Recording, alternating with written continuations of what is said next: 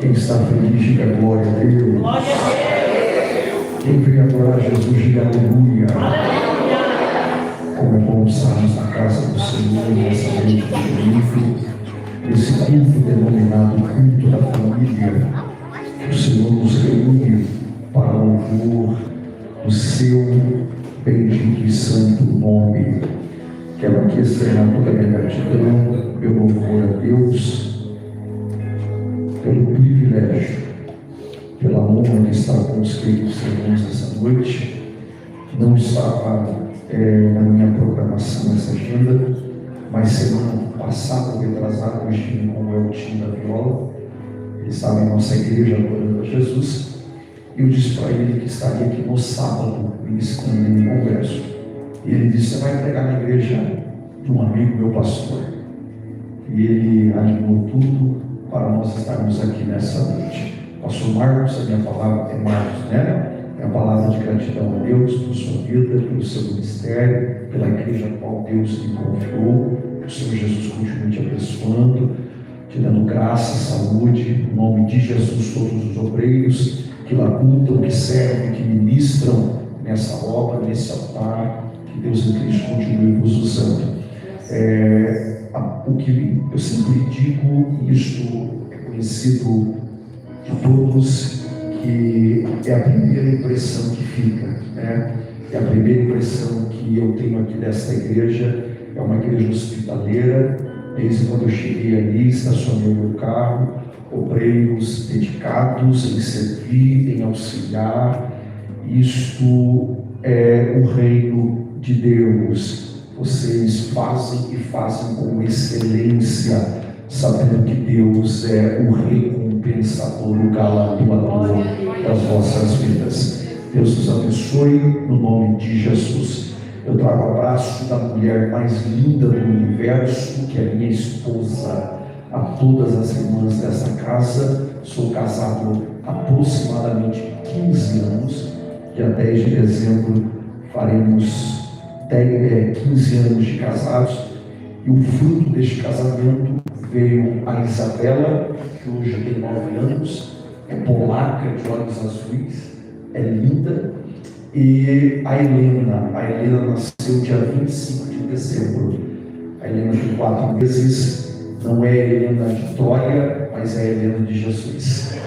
A Helena é uma bênção, o significado do seu nome é tocha, e ela já é pentecostal desde a barriga. Deixo um abraço da minha esposa para todas as irmãs desta casa e para os irmãos, como diz o meu amigo pastor André Santos, uma paz do Senhor. Amém? Eu tenho um texto, uma palavra de Deus para o seu coração, Êxodo, capítulo de número 12. Eu não sei se é possível, irmão do som, só o retorno está ótimo, só abrir um pouquinho mais, tirar o grave, se não puder tirar um pouco o grave, dar mais brilho, mais agudo, fazer um favor. Grato pela sua dedicação. Êxodo, capítulo de número 12. Isso.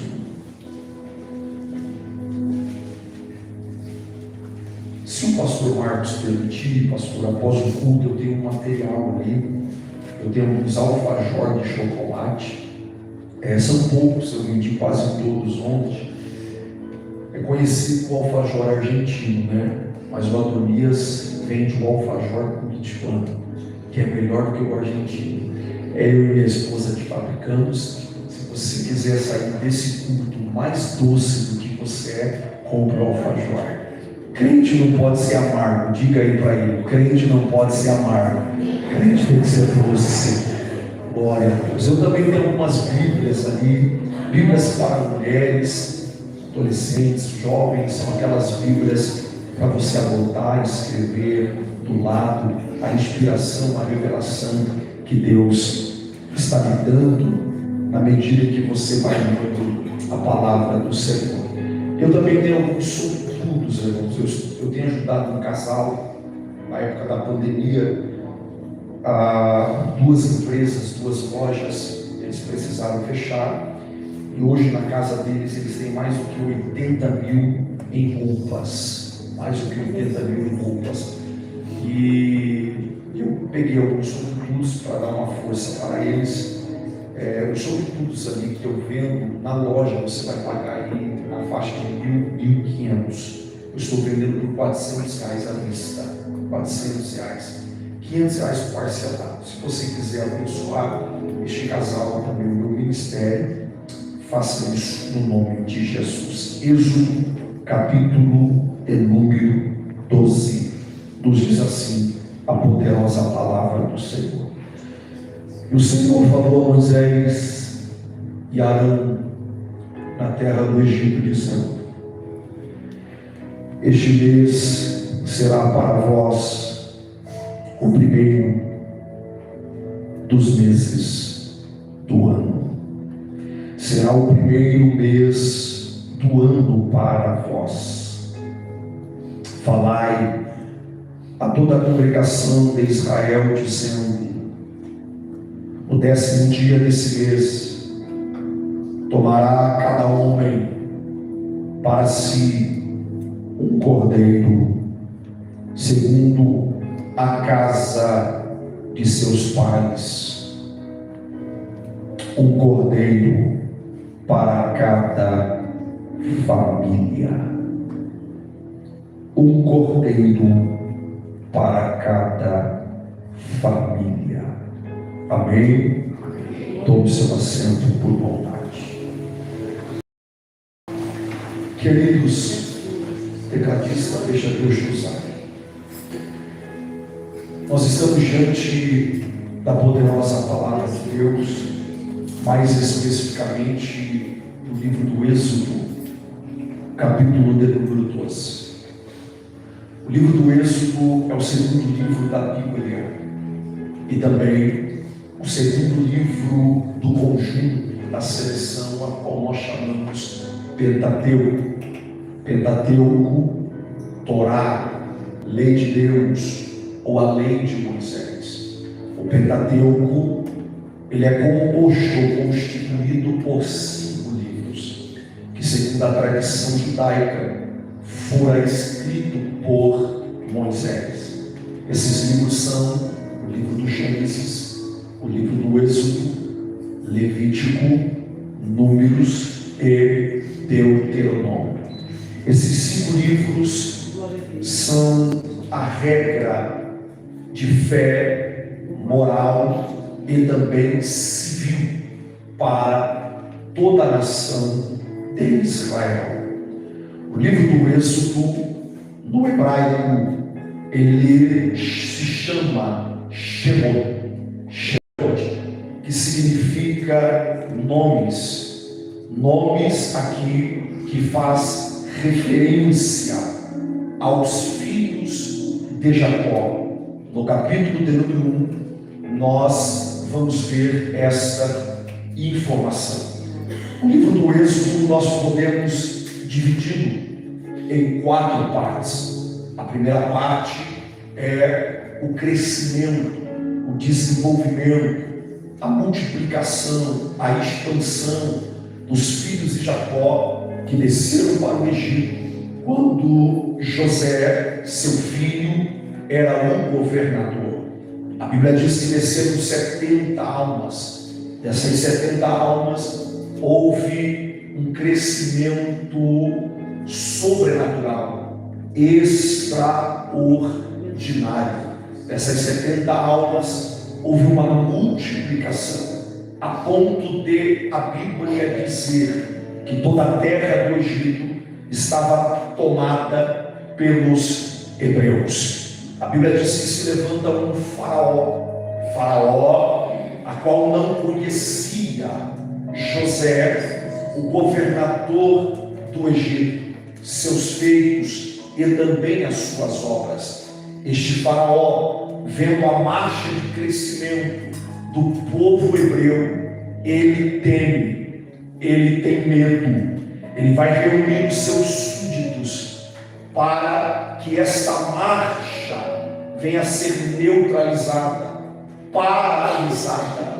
Vejamos o que Faraó disse para os seus súditos: vejo que este povo está em crescimento, em avanço. Se nós não pararmos essas famílias de crescer, essas famílias de multiplicar, vindo a guerra, eles vão se aliar com os nossos inimigos e pelejarão contra nós. Aqui está o primeiro medo de Faraó. O segundo medo era que o povo, as famílias hebreias, se tornassem mais forte do que os egípcios. Então Faraó ele vai fazer decretos, colocar leis. E quais são as leis? Quais são os decretos? Aumente a carga horária de trabalho, tire o alimento, sacrifica este povo, faça eles construir cidades para mim, como de Pitom e Ramsés. A Bíblia diz que eles então vão viver agora um período de escravidão, vão viver um período de jugo. A ideia de Faraó é enfraquecer as famílias. A ideia de Faraó é neutralizar a marcha de crescimento. Mas este povo, as famílias, elas estão debaixo de uma promessa que Deus fez a Abraão em Gênesis 12, Gênesis 15 e Gênesis 17. Deus diz para o patriarca que a sua descendência seria como as estrelas dos céus e a areia da praia. Este povo, eles estão debaixo de uma promessa de crescimento. Então não existe perseguição que vai parar a marcha de crescimento.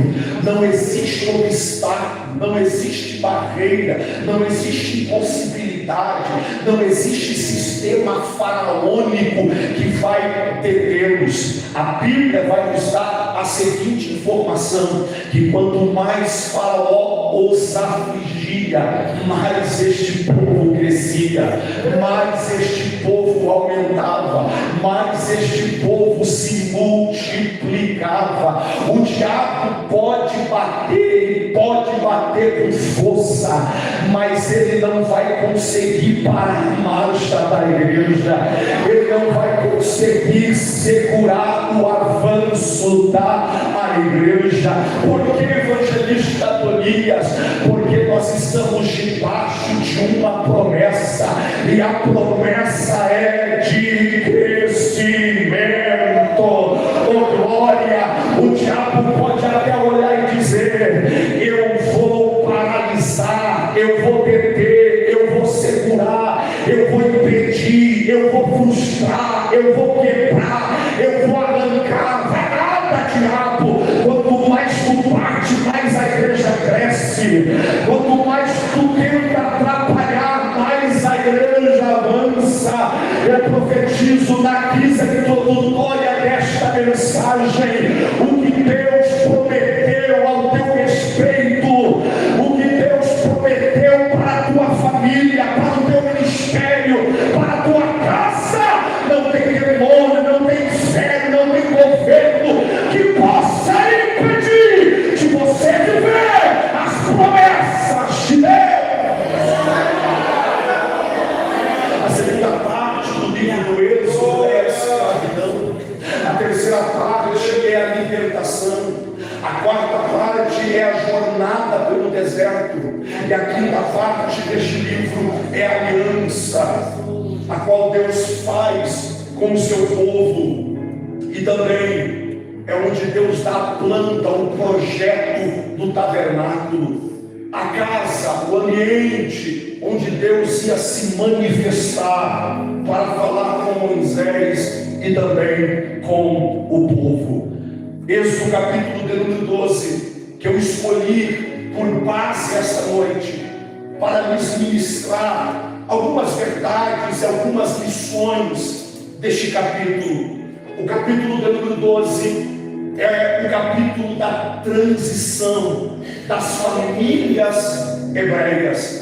Nós somos sabedores que o Senhor Deus, Ele enviou 10 pragas no Egito. As 9 pragas que Deus enviara no Egito, Deus feriu, Deus destruiu, Deus dizimou com a terra do Egito.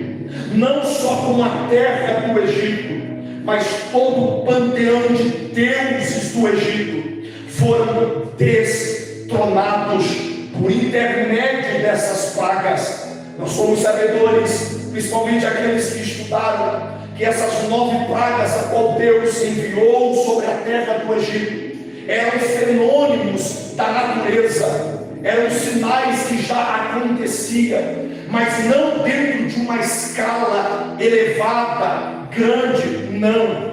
Deus se utilizou desses fenômenos, mas de uma forma, dentro de uma escala mais elevada, maior, para ferir a terra do Egito. No Egito havia fenômeno de piolhos, no Egito havia fenômeno de rãs, no Egito havia o fenômeno das águas serem transformadas também em sangue. No Egito havia escuridão, trevas. No Egito também caiu pedras ou enxofre. Deus se utilizou desses fenômenos, porém, dentro de uma escala maior. Mas a 10ª praga, a qual Deus vai utilizar, não é nenhum fenômeno que já ocorreu ou aconteceu dentro da terra do Egito. E o que Deus vai utilizar para livrar, para salvar, para proteger as famílias hebreias?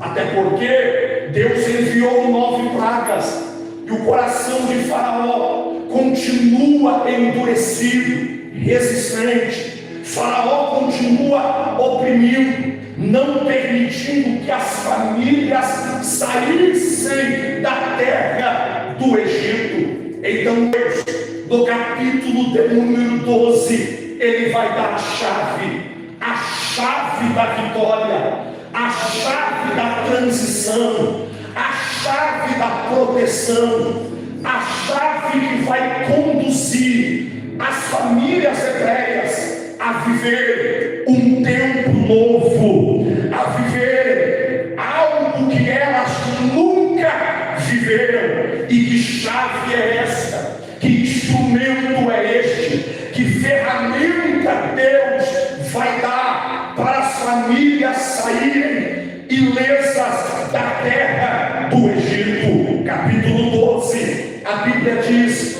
que Deus chama Moisés e Arão em particular, e Deus diz para Moisés e Arão: este mês será o primeiro mês do ano, que é o mês de março, ou o mês de abril. Este mês, neste mesmo mês, do 10º dia, vocês, cada homem, cada chefe de família, vai tomar ou vai pegar um cordeiro, que vai ser um cordeiro para cada família. Observe, igreja, que Deus está estabelecendo algo novo aqui. Há uma chave que vai virar, há uma chave que vai transicionar as famílias do Egito para uma terra que manava leite e mel. Só que Deus é específico e claro na ordem. Deus diz que quem vai tomar essa chave, quem vai pegar esta chave, é o chefe de família, é o homem, é o pai, é o esposo, é o marido. Deus não diz que é a mulher, Deus não diz que é os filhos, mas Deus diz que é o homem. Porque o homem, Adonias, porque o homem sempre será o governo da casa, o homem sempre será o sacerdote da casa, o homem sempre será o instrumento a qual Deus vai se utilizar para abençoar a casa. O homem sempre vai ser o provedor, o mantenedor, aquele que tem visão, aquele que tem a estratégia, aquele que tem a sabedoria. E a mulher evangelista, a mulher é para complementar orientar o governo do seu homem, a visão do seu homem, o propósito do seu esposo, a sabedoria do seu marido. Deus está dizendo para Moisés e Arão que cada chefe de família, cada esposo vai tomar um cordeiro. Aqui está a chave. A chave é nada mais e nada menos do que um cordeiro. Um cordeiro para cada família. E Deus vai dando as especificações deste cordeiro. Deus diz que o cordeiro tem que ser até 1 ano de idade. Porque até 1 ano, evangelista Golias, porque o cordeiro de até 1 ano, ele não era reprodutor, ele era puro, ele nunca teve contato com outro animal, ele nunca produziu. Em outras palavras, virgem. É Deus dizendo: o cordeiro tem que ser puro. Ou sim, o cordeiro não pode ter mancha. O cordeiro ele tem que ser perfeito, completo, não pode ter quebradura, não pode ter cegueira, não pode ter nenhuma mancha neste cordeiro. Vocês vão sacrificar este cordeiro, e a maneira que vocês vão sacrificar, vocês não podem quebrar o cordeiro, mas vocês têm que degolar para que o sangue escorra, e este sangue vocês vão derramar em uma bacia. Do sangue que está derramado em uma bacia, vocês vão pegar um sopo, vão molhar esse sopo no sangue e vão aspergir nos umbrais das vossas casas. Oh glória! É Deus especificando, é Deus orientando como devia ser feito o ritual, o culto, o sacrifício com o cordeiro dentro de casa. Tá bom, Adonias? Legal, eu entendi as especificações, as ordens que Deus deu a Moisés e Arão, para Moisés e Arão dar a cada chefe de família. E o que tem a ver este cordeiro para o culto da família hoje? Tem tudo a ver. Este cordeiro aqui, dentro de uma linguagem tipológica, e os irmãos aqui são estudiosos, sabem que a Bíblia Sagrada, ela tem essa linguagem tipológica. E o que é uma linguagem tipológica?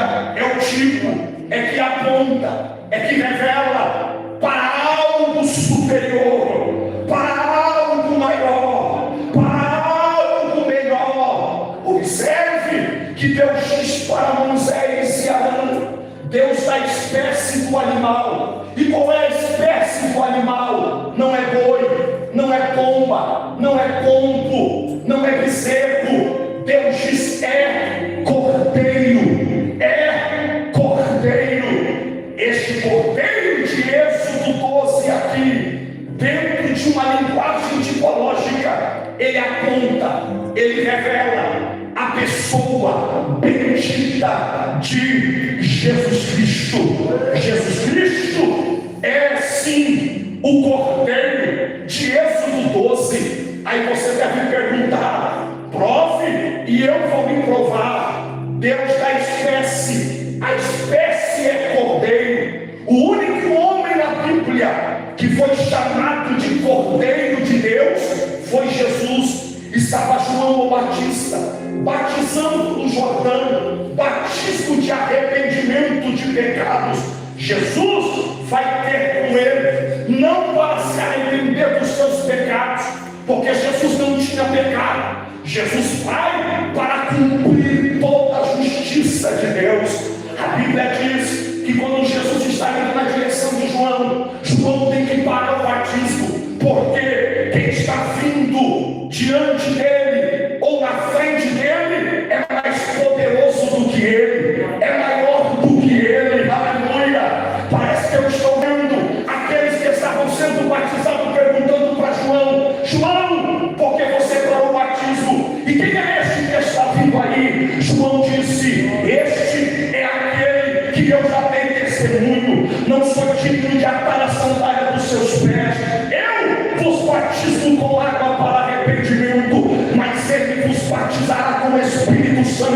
fogo. João, qual é o nome dele? João diz o nome dele, é o Cordeiro de Deus, que tira o pecado do mundo, porque o Cordeiro que tira o pecado do mundo, porque no Antigo Testamento, o animal que era sacrificado, ele não tirava o pecado, ele não arrancava o pecado, mas ele encobria o pecado. Mas Jesus não, o Cordeiro perfeito, ele não cobre o pecado, ele arranca o pecado, ele destrói o pecado. Eu vim aqui essa noite declarar que o Cordeiro de Deus, ele já levou na cruz todos os teus, os nossos pecados. O diabo não tem poder de te acusar, porque o Cordeiro de Deus, há mais de 2000 anos atrás, ele arrancou, ele tirou, ele exterminou todos os nossos pecados. Quantos aqui foram salvos pelo sacrifício do Cordeiro? Êxodo 12 aponta para Cristo, porque aponta para Cristo, evangelista Tobias. Primeiro, porque Cristo é o Cordeiro de Deus. Segundo, olha o que Deus diz: é um cordeiro para cada família. Deus não está dizendo 2 cordeiros, 3 cordeiros, 4 cordeiros. Deus está dizendo: é um cordeiro. É um cordeiro. Oh, aleluia. Porque um cordeiro, Tobias, porque existe só um Cristo, existe só um Salvador, existe só um caminho, verdade e vida. Aleluia. E ninguém vem ao Pai se não passar por Ele. Oh, glória. Aleluia. Com respeito, se tiver alguém desse credo religioso aqui, com muito respeito, mas não é Maria, não é São Pedro, não é São Tomé, não é São Bartolomeu. Aleluia. O único que pode salvar, o único que pode transformar é o Cristo, o Filho do Deus vivo. Tem muitas famílias que estão cheias de cordeiros pregador, cordeiros do crucifixo, cordeiros em cima da geladeira, cordeiro dentro do carro, cordeiro dentro da bolsa. É um monte de cordeiro, mas a gente não precisa de ter um monte de cordeiros, porque a gente tem aquele que é suficiente. Oh, glória! Ele é o único que veio adorar aqui nesta noite, quem veio glorificar Ele aqui nesta noite. Terceira verdade, Deus disse que o cordeiro não podia ter defeito. Deus disse que o cordeiro tem que ser completo. O cordeiro tem que ser perfeito, macho, de um ano, puro. Aí vem Pedro dizendo que nós não fomos comprados por coisas corruptíveis da nossa vã maneira de viver, mas nós fomos comprados pelo precioso sangue de cordeiro. Como de cordeiro, sem mácula, sem mancha, sem defeito. Oh, aleluia! O que nos resgatou, o que nos comprou, o que nos libertou, o que nos transformou, não foi a nossa intelectualidade, não foi as nossas habilidades. O que nos trouxe para a casa do Senhor, para um templo como este aqui, não foi o ouro, não foi a prata, não foi o bronze, não foram os nossos recursos, mas foi o sangue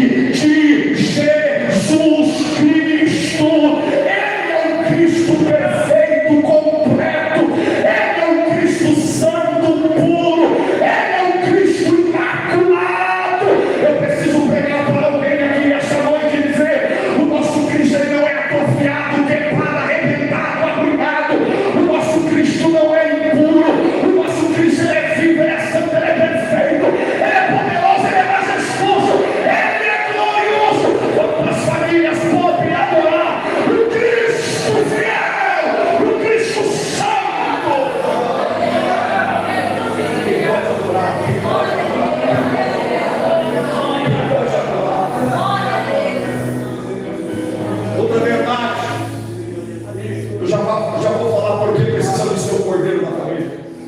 Outra verdade é que Deus diz assim: vocês vão pegar o cordeiro, mas vocês vão inspecionar o cordeiro durante 4 dias. O cordeiro vai conviver com vocês dentro da casa esses 4 dias. As crianças vão brincar com o cordeiro durante 4 dias. A presença do cordeiro será real dentro da casa de vocês. E nesses 4 dias vocês vão inspecionar, perceber, ver se há algum defeito, algum detalhe no cordeiro. Aí você diz: Tobias, Jesus foi inspecionado? Foi. Anás, Caifás, Herodes e Pilatos. Anás, Caifás, Herodes e Pilatos.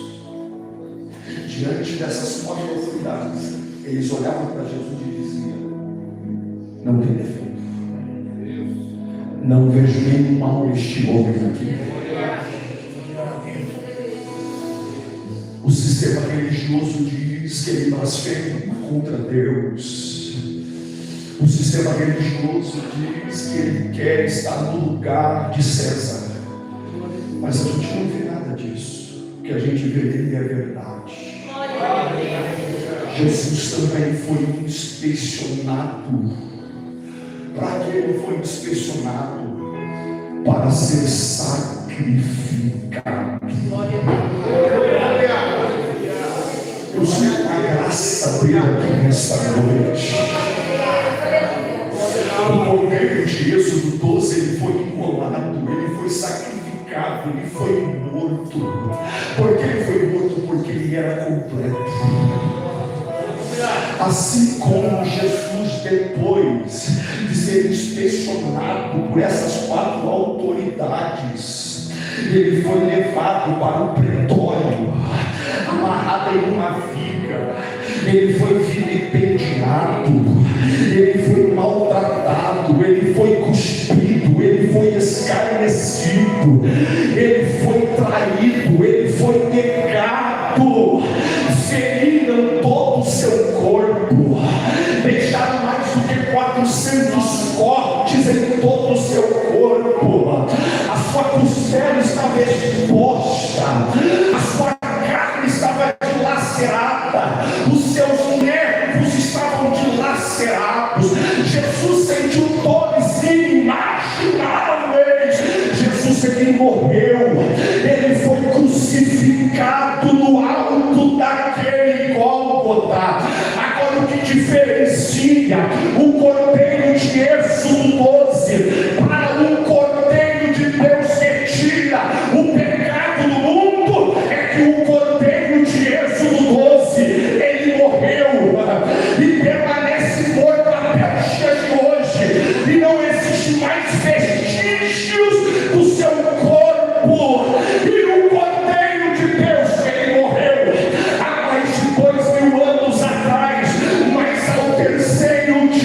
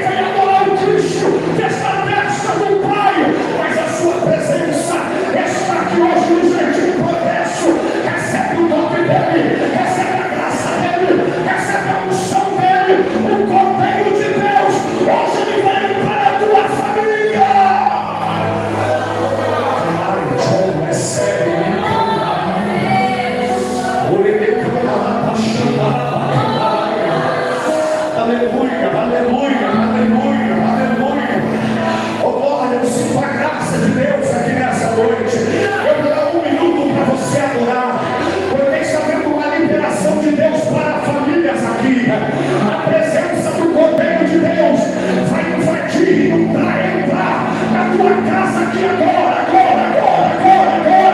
Receba essa presença. Agora eu vou deixar você adorar.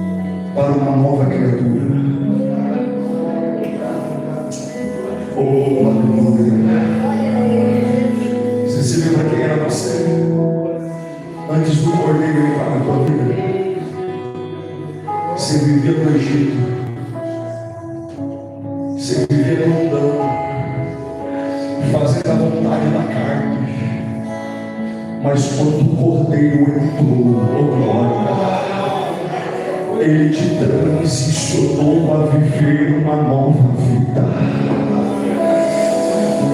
Há uma graça de Deus aqui, pastor Marcos. Oh, tem gente aqui que vivia dentro dos bares, caía nas balas. Tem gente aqui que não levava desaforo para casa. Tem gente aqui que era briguento, Tem gente aqui que tomava da 1,51. Tem gente aqui que cheirava carreirinha. Tem gente aqui que vivia no pecado. Mas o Cordeiro diz: eu vou entrar na casa dele. Eu vou entrar na família dela. Eu vou lutar, eu vou transformar a glória. Aleluia. Hoje não vive mais você, mas é o Cordeiro de Deus que vive na tua vida. A graça de Deus aqui nessa noite. Alguém pode até olhar e dizer: a ele não tem mais jeito, para aquela família não tem mais solução, família disfuncional, quebrada, casamento destruído, não tem jeito, enquanto a presença do Cordeiro não chegar lá. Porque se a presença do Cordeiro chegar lá, glória, não tem família disfuncional que ele não transforme, não tem casamento quebrado, arruinado que ele não restitui, não tem filhos que estão no mundo sobre as garras do diabo, que o Cordeiro não traz para a presença do eterno Deus. Eu vim profetizar para quem tem mão para levantar e boca para adorar. Enquanto eu prego essa palavra aqui, Jesus está entrando na tua casa e ele vai transicionar alguém para viver uma vida transformada. Ele vai amarrar o valente, ele vai amarrar o diabo, ele vai jogar por terra a obra de macumbaías, encantamento, feitiçaria. A tua casa terá a presença do Cordeiro.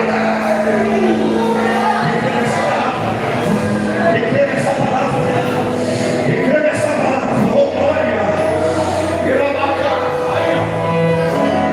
Já buscou tantos recursos, você já buscou psicologia, psiquiatria, medicina, nada contra, isso ajuda, isso auxilia. Você já buscou médicos, você já buscou tantas formas para resolver esse problema e você não conseguiu, os resultados foram frustrados. Mas esta noite Deus me deu essa palavra e ele está dizendo: eu estou entrando agora na tua casa, na tua vida, eu estou tocando no teu sentimento, na tua alma, eu estou trazendo cura, alegria, paz. Olha lá,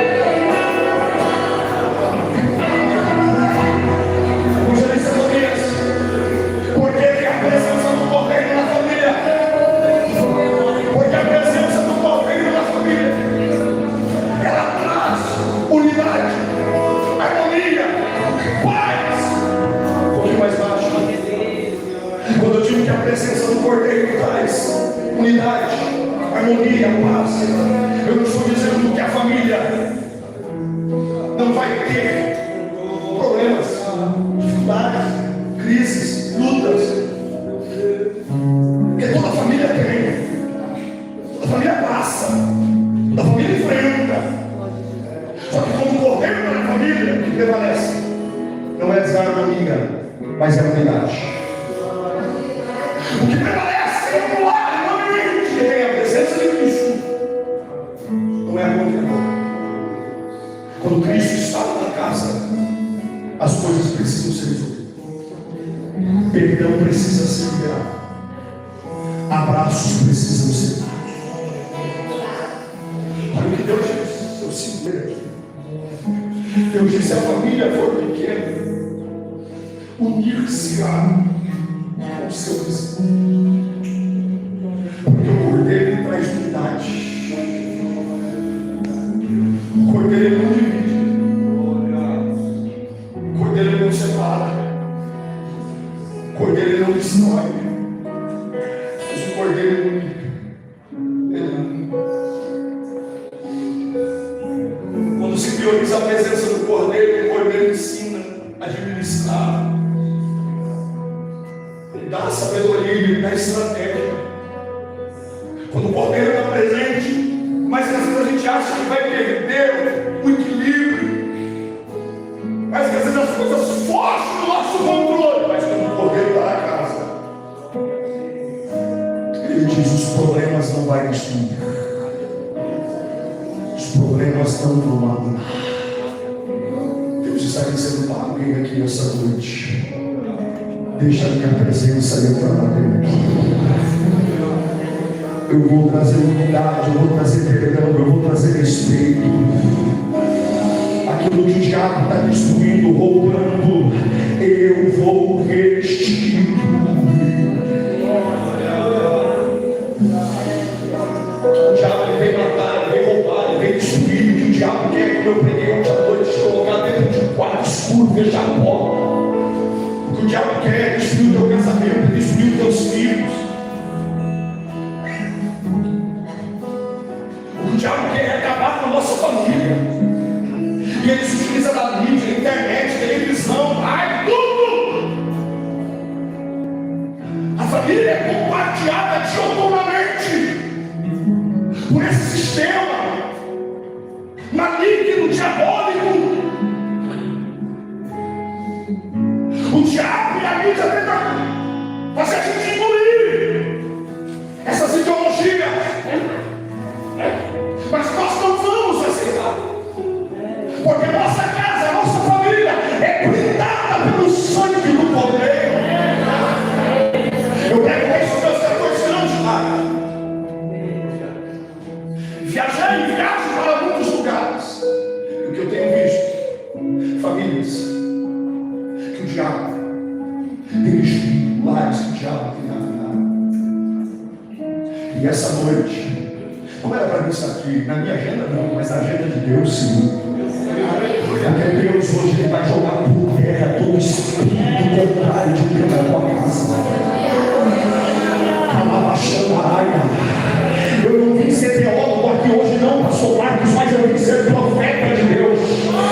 E Deus está me mostrando espírito maligno que está atuando dentro de família. Eu vejo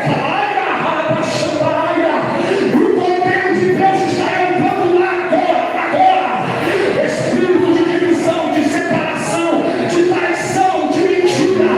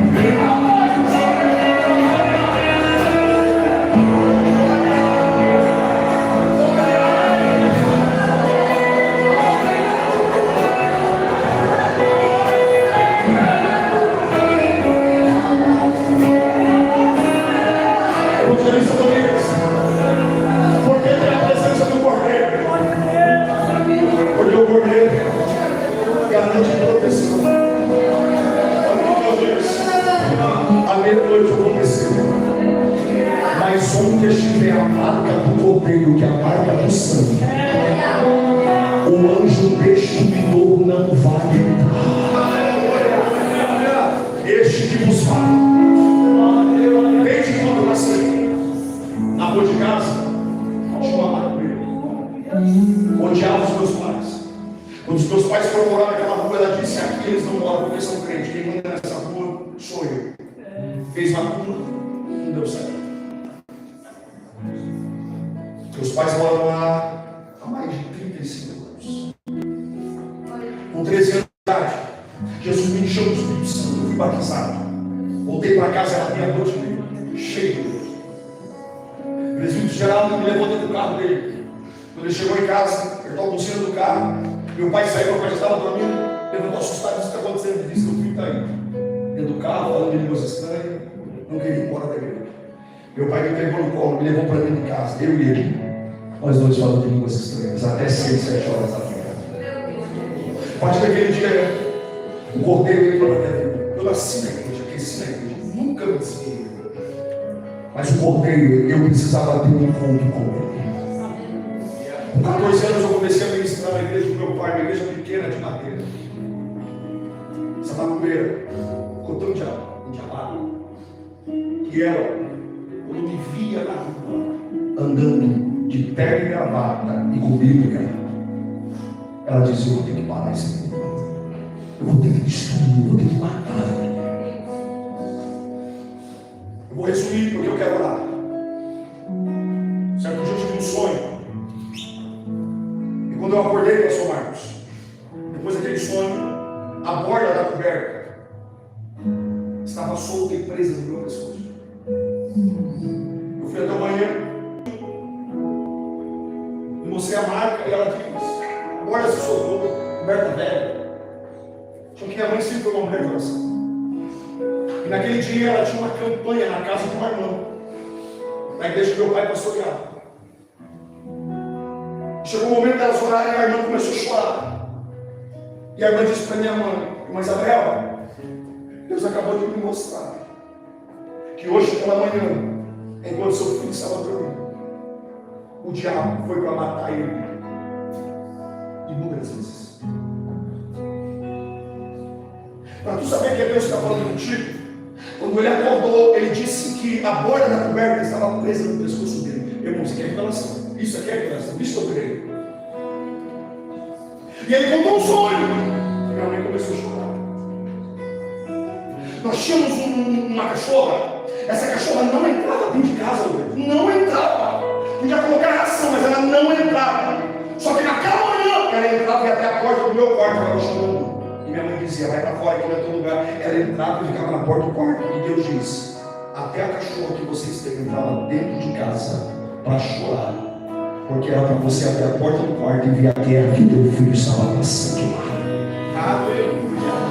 Deus disse para ela: como você não abriu a porta do quarto, eu enviei anjos para pelejar pela vida do meu filho, porque é meu e eu tenho uma obra grande na vida dele. E digo: minha serva, vou descer na tua rua e vou mostrar que quem toca em vocês, quem mexe em vocês, mexe comigo. Irmãos, eu estou virando na rua de casa, uma multidão, polícia, SIAT, era tudo na frente de casa. Eu corri, cheguei perguntando: está acontecendo aí? Disseram: a filha da fulana de tal fez o beregodeiro lá para mim morrer. Porque Deus falou: alguém fez uma obra para destruir a vida do seu filho, mas eu vou descer lá na rua. A filha dessa fulana de tal, o esposo dela pegou um facão, pastor Marcos, e deu várias facãozadas. Meu pai conta porque ele viu um estrago, mulher no chão, poça de sangue. Sabe quando você corta um porco, a carne dividida? Era naquela situação. A minha mãe entrou dentro de casa e a nossa rua era uma rua sem saída, tranquila. A gente cresceu ali brincando, jogando bolinha, bola. Nunca aconteceu nada de anormal. Deus falou para minha mãe: já comecei a trabalhar. Essa mulher ficou entre a vida e a morte no hospital. Passou-se alguns dias. A mulher que fez para matar minha vida encontrou minha mãe no caminho e disse: Dona Isabel, ora por minha filha para ela não morrer. A minha mãe com meu pai orou. Essa mulher não morreu. Passou um tempo, como diz o ditado, a poeira baixou, mas essa mulher tinha ódio de mim. Eu nunca fiz nada para ela, mas ela sempre me odiou. Deus disse para minha mãe: levando um propósito de jejum e oração pela vida do Adonias, porque eu vou te revelar algo oculto. Irmãos, para quem crê, eu não brinco de revelação, não brinco de profecia, porque hoje que tem charlatão ali não é brincadeira. Minha mãe, numa terça-feira, estava em consagração. Deus tomou o espírito da minha mãe e levou minha mãe dentro do terreiro de macumba. Deus mostrou para minha mãe essa vizinha macumbeira, chegando no terreiro, consultando o pai, que se disse de santo, mas de santo não tem nada. E esse homem bateu o tambor. O demônio falou na boca dele, dizendo: o que você quer aqui, mulher? Isso Deus mostrando para minha mãe no espírito. E ela disse: eu quero a morte daquele menino. Eu tentei contra os pais dele, não consegui, mas com ele eu tenho mais força. E o demônio diz: não dá. E ela diz: como que não dá? Se eu lhe trouxe tudo o que você pediu, dinheiro, oferta, tudo. E ele diz: não dá, mulher. E ela diz: eu quero